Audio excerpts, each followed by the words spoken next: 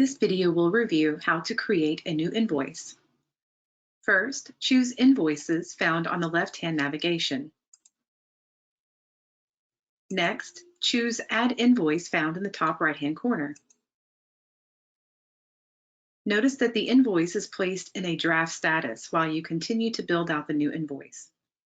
You may choose to build out a new customer here by choosing Add New Customer, or if you already have a customer stored, you can just choose the first three letters of that customer's first name, and the option to choose that customer will appear. Any information you have saved on that customer will certainly be helpful in creating this invoice in a timely fashion. Notice when I choose the customer, I now have the bill to, ship to, and email address auto-filled for me. For the mobile number, I can also choose to store that as part of my customer here on the left-hand navigation. And if I do already have that stored, it will appear for me, making it that much faster to select. I can change any of this information or delete it if I'd like as well, making it that much easier. Under the billing section, I can choose the invoice date. It could be a past, present, or future invoice date, helping you be proactive. A PO number or any internal number that you would like to tie to this invoice may be entered here. The system will automatically generate an invoice number for us once the invoice has been saved. Due date options are defaulted at upon receipt, net 15, net 30, net 60, net 90. If you'd like, you can set that up in settings to have any of those defaulted the way you like, or you can just choose a custom date by selecting the date on the calendar. Pay online is toggled to yes for accepting credit cards as a payment method. If you have ACH installed as well under the apps tab, then you can choose to set that setting on here so that your customers can pay not only with credit card, but also their banking information. Now under items, this is where I may choose to enter the item or product or service being sold. This is a great way to provide your customer with a printed itemized receipt. So I'll go ahead and just choose a coffee cup here. Maybe it's a white and small coffee cup. We'll just have one here for $5. Now, notice that another line item appeared here for me. That is because the system is assuming I will want to continue to enter additional line items. But if I don't need that, I can just choose to close that out here. Now I also have an arrow that is here for me, and if I choose to select that arrow, that will allow me to select any taxes or discounts I have preset under the settings tab. So that's a great feature. Within the settings tab, you can come in and set up as many tax percentages as you'd like. You can choose the default one here, as you notice, and you can do the same for discounts as well, for maybe military, VIP members, students, maybe you have a sale going on.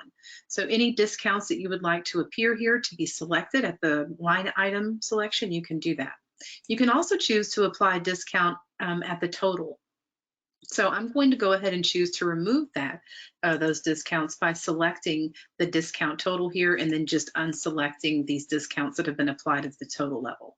So I'm going to go ahead and choose apply, and notice now my total is at $5 as it should be.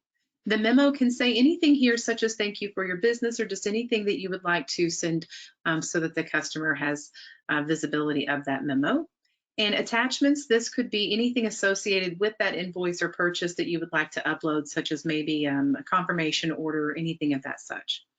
You can choose to cancel if you've changed your mind. You can choose to save if you'd like to come back and manage this invoice at some other time.